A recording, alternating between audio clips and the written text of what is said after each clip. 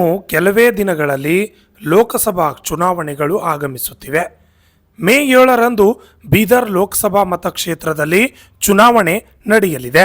ಬೀದರ್ ಮತಕ್ಷೇತ್ರದ ಮತದಾರರ ಪಟ್ಟಿಯನ್ನು ನೋಡೋದಾದರೆ ಬೀದರ್ ದಕ್ಷಿಣ ಮತಕ್ಷೇತ್ರದಲ್ಲಿ 2,09,014 ಮತದಾರರಿದ್ದಾರೆ.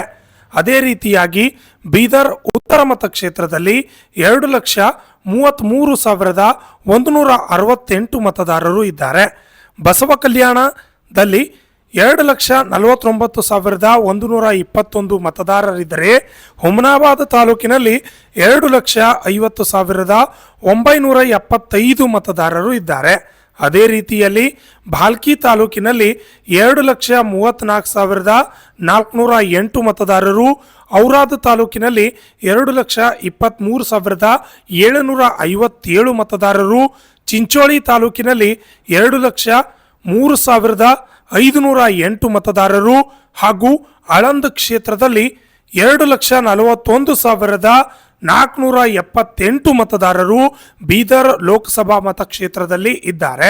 ಒಟ್ಟು ಬೀದರ್ ಲೋಕಸಭಾ ಮತಕ್ಷೇತ್ರದಲ್ಲಿ 18,45,429 ಮತದಾರರಿದ್ದು ಈ ಬಾರಿ ಭಾಗ್ಯಲಕ್ಷ್ಮಿ ವಿಜಯಲಕ್ಷ್ಮಿ ಯಾರಿಗೆ ಒಲಿಯುತ್ತಾಳೆ ಎಂಬುದು ಕಾದು ನೋಡಬೇಕಾಗಿದೆ.